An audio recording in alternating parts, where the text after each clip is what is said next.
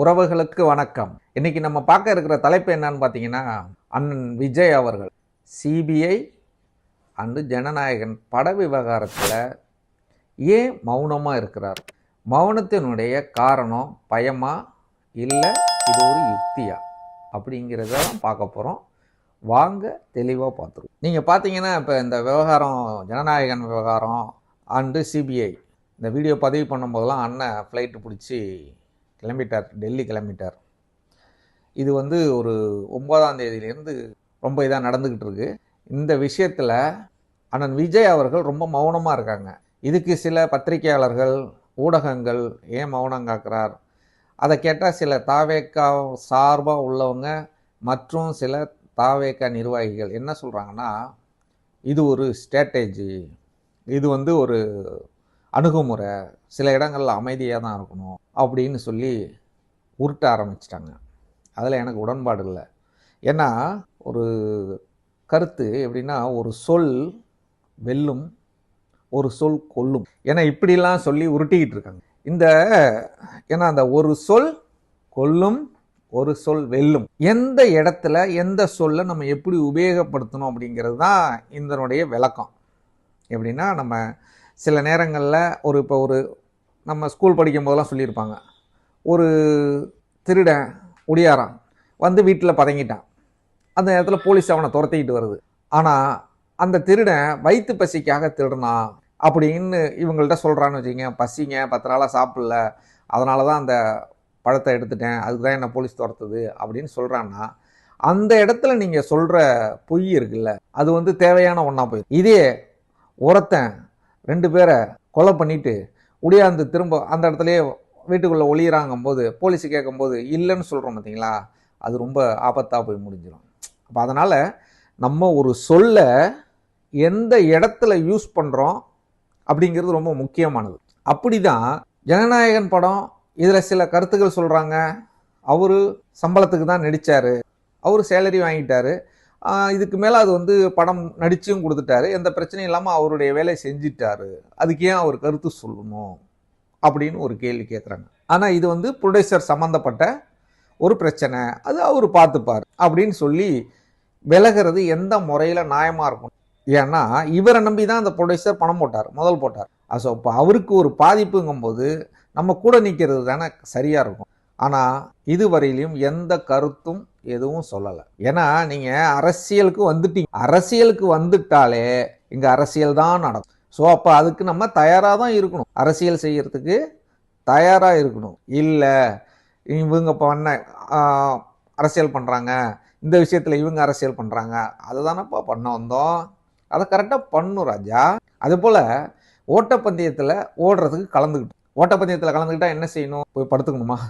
இல்லை, ஓடணும். பந்தயத்தில் ஓடுறது தான் ஓட்டப்பந்தயம். அந்த இடத்துல நான் ஓட மாட்டேன், நடந்து தான் வருவேன், இவங்கெல்லாம் ஓடுறாங்க, இவங்கெல்லாம் செய்கிறத நான் செய்ய மாட்டேன் அப்படின்னு சொன்னால் எந்த அளவுக்கு அபத்தமாக இருக்குமோ அந்த வேலையை அண்ணன் செய்கிறாரோ அப்படின்னு எனக்கு ஒரு ஐயப்பாடு.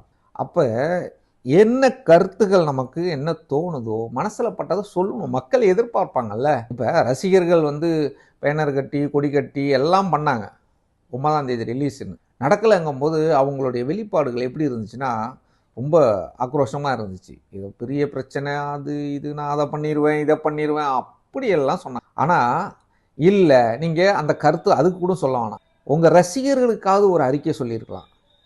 படம் சென்சாரில் பிரச்சனையாக இருக்குது, வந்துடும் தம்பிகளா, நீங்கள் பொங்கலை நல்லா ஹாப்பியாக கொண்டாடுங்க, நல்ல முறையில் ஃபேமிலியை பார்த்துங்க அப்படின்னு ஒரு கருத்தாக சொல்லணுமா இல்லையா? அதுவும் சொல்லலை. ஸோ அவருடைய நிலைப்பாடு என்னங்கிறது மக்களுக்கு யாருக்கும் தெரியாது. இது ஜனநாயகன் பிரச்சனை இப்படி போயிட்டு இருக்கு. இப்போ 12ஆம் தேதி இன்னைக்கு இந்த நிமிஷம் அண்ணன் டெல்லி கிளம்பி போய், இதில் சில ஊடகங்களில் YouTube channel main stream media எல்லா இடத்துலையும் உருட்டுன்னு உருட்டுறாங்க. எப்படின்னா, ஒரு நாள் விசாரிப்பாங்களா, இந்த கேள்வியை கேட்பாங்க, இதுக்கு என்ன பதில் இருக்குது, அந்த கேள்வியை கேட்பாங்க, அதுக்கு என்ன பார்த்தா நமக்கு கொஞ்சம் இரிட்டேட்டிங்காக இருக்கும். ஆனால் பட் இருந்தாலும் இதான் அரசியல், மாட்டினாண்டா அப்படின்னு சொல்லி வச்சு செய்வோம் அப்படின்னு சொல்லி தான் எல்லாரும் ரெடியாக இருப்பாங்க, அதை தான் செஞ்சுக்கிட்டு இருக்கு. ஸோ அப்போ அது அரசியலாக பண்ணுவாங்க. அப்போ அதுக்கு நம்மளுடைய வினை என்னவா இருக்கு அப்படின்னு பார்த்தா இதுலயும் அமைதி இல்ல. போறாரு, போயிட்டு வந்தாவது சொல்லுவாரன்னா அப்பயும் சொல்ல மாட்டாருன்னு நினைக்கிறேன். என்ன சொல்லுவாரு? ஒன்றும் சொல்ல மாட்டார். ஏன்னா உள்ள போனாரு, விசாரிச்சாங்க, திரும்ப வந்தாரு, பத்திரிகையாளர் கண்டிப்பா நிற்பாங்க, அதுக்கு பதில் சொல்ல. ஸோ அப்ப இந்த அமைதி காத்தலின் நோக்கம் என்ன? நீங்க உங்க கட்சிக்காரங்களுக்கு சொல்ல வேணாம், பொதுமக்களுக்காக சொல்லலாம்ல. இல்லை நீங்கள் பொதுமக்களை கூட விட்டுருங்க, நீங்கள் அதை என்ன ஒரு பொருட்டாக எடுத்துக்க போகிறதில்ல. ஆனால் பட் உங்கள் ரசிகர்களுக்காக சொல்லலாம்ல. ரசிகர்களுக்கும் சொல்ல மாட்டேங்கிறீங்க, தொண்டர்களுக்கும் எந்த ஒரு அறிக்கை மூலயமாவோ நீங்கள் டைரெக்டாக கூட பேச வேணாம், ஒரு அறிக்கை உங்களுடைய கருத்தை உங்களுக்கு கீழே இருக்கிற நபர்கள்ட்ட சொன்னால் அவங்களே உங்களுடைய பேட்சில் போட்டு போயிடுவாங்களே.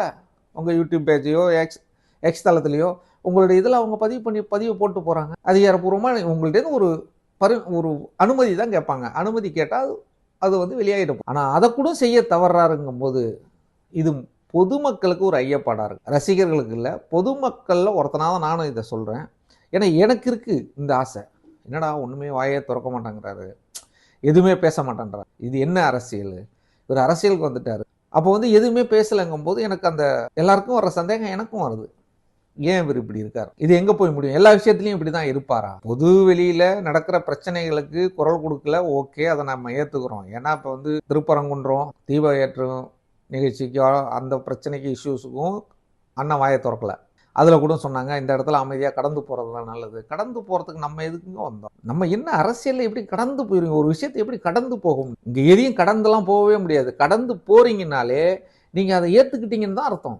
நான் தெரியாத தப்பை ஒருத்தவங்க என்ன நீங்கள் இந்த தப்பை பண்ணிட்டீங்க அப்படின்னு சொல்கிறாங்கன்னா அப்போ நான் அமைதியாக இருந்தேன்னா அதுக்கு அர்த்தம் என்ன? அதை நான் ஒத்துக்கிட்டேன், அதை நான் ஏற்றுக்கிட்டேன், ஆமாம் நான் தான் செஞ்சேன் அப்படின்னு சொல்லாமல் சொல்கிறதா தான் அர்த்தம். அப்படி தான் உலக வழக்கமாக இருக்குது. அண்ணன் இதில் அமைதியாக இருக்கார்.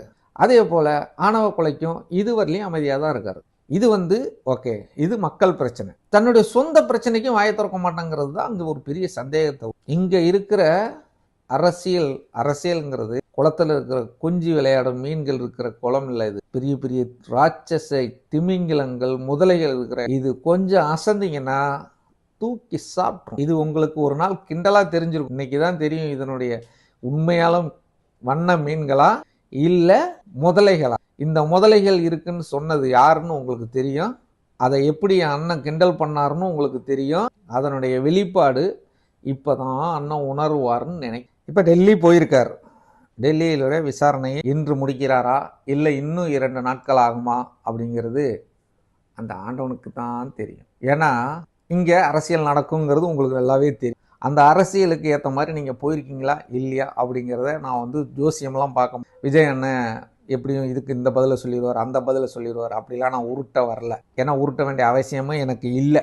ஏன்னா நான் உருட்டினாலும் நீங்கள் நம்ப போகிறதில்ல. நம்புவீங்க, நான் சொன்னால் நம்ப மாட்டீங்க, சிரிச்சிருவீங்க. அதனால் அதை பற்றி எனக்கு தெரியல. எத்தனை நாள் நடக்கும், என்னென்ன இல்லை, இது வேறு அடுத்த கட்டத்தை எப்படி நகர்வு இருக்கும் அப்படிங்கிறதெல்லாம் தெரியல. இன்றைக்கி இது முடியிட்டு, விசாரணை முடிஞ்சால் அடுத்தடுத்த இதில் என்ன தகவல் வருதுன்னு பார்ப்போம். அதன் பிறகு அதனுடைய விளக்கங்களை சொல்லுவோம். ஆனால் இந்த விஷயத்துலேயும் அண்ணன் தப்பு தான் பண்ணியிருக்காருங்கிறது தான் என்னுடைய கருத்து. இது என்னுடைய தனிப்பட்ட கருத்து. நீங்கள் ஏற்றுக்குங்க, ஏற்றுக்காமல் போங்க. தொடர்ச்சியாக இப்போ பாருங்கள், இந்த ஜனநாயகன் ரிலீஸ் டேட்டு சென்சாருக்கு போனதுலேருந்து இது வரையும் கட்சி பிரமுகர்களோ அல்லது சினிமா ஜனநாயகன் தயாரிப்பு டீமோ யாரும் இதுவரையிலும் வாயை திறக்கவே இல்லை. இன்னும் சொல்ல போனால் கட்சியே ஆக்டிவாக இல்லை, சைலண்ட் மோடுக்கு போய். இதுதான் நிதர்சனமான உண்மை. ஒரு இஷ்யூனா உடனே போய் ஒளிஞ்சிடுறீங்க. ஏன்? ஒரு பிரச்சனை இருக்கும்போது தைரியமாக வெளியில் வரும்போது தான் உங்களை மற்ற பொதுமக்கள் சாதாரண என்ன மாதிரி ஆளுங்க நம்புவாங்க. நீங்கள் பிரச்சனைன்னு தெரிஞ்சோடனே ஓடி ஒளிஞ்சிடுறீங்க. அப்போ உங்களை நம்பி எப்படி வருவாங்க? நியாயமாக யோசிச்சு பாருங்கள். நீங்களே சொல்லுங்கள், இதை பார்க்குற நீங்களே சொல்லுங்கள். பிரச்சனைன்னு சொன்னால் கரூர் பிரச்சனைக்கு 40, 45 நாள், 42 நாள் வரல வெளி. கேட்டால் நாங்கள் துக்கம் அனுசரிக்கிறோம் அப்படின்னு சொல்லிட்டீங்க, துக்கத்தில் இருக்கோம், அதனால் நாங்கள் வர முடியாது. ஓகே, அதை கூட நாங்கள் ஏற்றுக்கிறோம்ப்பா. இப்போ உங்கள் பிரச்சனைக்கு வெளியில் வர மாட்டாங்க, கருத்து சொல்ல மாட்டேங்கிறீங்க. நீங்கள் எதையாவது ஒன்று சொல்லுங்கள், அப்போ தான் எங்களுக்கு ஏதாவது புரியும். இல்லை இந்த நிலைப்பாட்டில் இருக்காரு கேட்டால் நிலைப்பாடு, ஏன்னா நீங்கள் பேசாமல் எங்களுக்கு தெரிய போகிறதே கிடையாது நீங்கள் யார் என்ன அப்படின்னு. ஏன்னா ஒருத்தர் உருவத்தை பார்த்தோ இல்லை ஒருத்தருடைய முகத்தை பார்த்தோலாம் இங்கே யாரும் ஜோசியக்காரங்க இல்லை மக்கள். ஏன்னா அவங்கவுங்க வேலைகளுக்கு அவங்கவுங்களுடைய தேவைக்கு போயிடுவாங்க. எதை வச்சு உங்களுக்கு ஓட்டு போடுவாங்க? தயவு செய்து சொல்கிறேன், அண்ணனும் சரி, கீழ்மட்ட தலைவர்களும் சரி, அடுத்த கட்ட தலைவர்களும் சரி, இதுவரையிலையும் எதுக்காகவும் வெளியில் வந்து சில நேரங்களில் அமைதியாகிடுறீங்க, சைலண்ட் மோடுக்கு போயிடுறீங்க. இதுக்கான காரணம் என்ன? இது வந்து உங்களுக்கு ஒரு பெரிய பின்னடைவை ஏற்படுத்துங்கிறது என்னுடைய கண்டிப்பாக பின்னடைவை சந்திப்பீங்க. ஏன்னா தொடர்ச்சியான நீங்கள் செய்கிற வேலைகள் எல்லாமே இன்னும் இருக்க வேண்டியது சிபிசிஐடி முடிஞ்சிருமான்னு சொன்னால் நான் இன்னைக்கு ஒரு நாள் விசாரணையோட முடிஞ்சிருமா? இல்லை, முடிக்க மாட்டாங்க. ஏன்னா ஜனநாயகன் படத்துக்கு யூஏ சர்டிஃபிகேட் கொடுக்கலான்னு உச்சநீதிமன்றமே சொல்லி நீதிபதி ஐயா அம்மா நீதிபதி சொல்லவங்களையே அவங்களே சொல்லிட்டாங்க, செய்யலான்னு சொன்னாங்க. அதுவே நடைமுறைப்படுத்த முடியல, அடுத்த கட்ட நகர்வுக்கு போயிட்டாங்க. அப்படி தான் இதுவும் நடக்கும். ஸோ அதனால் எதையாவது செய்யுங்கப்பா, கஷ்டமாக இருக்குப்பா, கொஞ்சமாவது ஆக்டிவ் மூடுக்கு வாங்கப்பா. சைலண்ட் மூடில் எவ்வளோ நாளைக்கு இருப்பீங்க? அதனால் நான் என்ன சொல்கிறேன்னா, ஏதாவது ஒரு பதில், ஏதோ உங்களுக்கு தெரியும். எங்கே போகிறோன்னு சொன்னால் வண்டியை எப்படி போகிறீங்கன்னு கேட்டால், இல்லை வண்டியில் போகிறோன்னு சொல்லுங்கள், இல்லை ஃப்ளைட்டில் போகிறோன்னு சொல்லுங்கள், இல்லை காரில் போகிறோன்னு சொல்லுங்கள், நடந்து போகிறோன்னா சொல்லுங்கள். ஏதாவது ஒன்று சொல்லுங்கள். நான் எப்படி போகிறேன்னு கேள்வி கேட்டால் அமைதியாக இருந்தால் என்ன அர்த்தம்? எப்படி போகிறீங்கன்னு எனக்கு எப்படி தெரியும்? தயவுசெய்து எதில் போகிறீங்கன்னு சொல்லுங்கள் ராஜா. ஓகே, நன்றி, வணக்கம். நம்ம அடுத்தடுத்த வீடியோவில் இன்னும் தெளிவான தகவல்கள் வந்த பிறகு நம்ம இதை பற்றி பேசுவோம். நன்றி.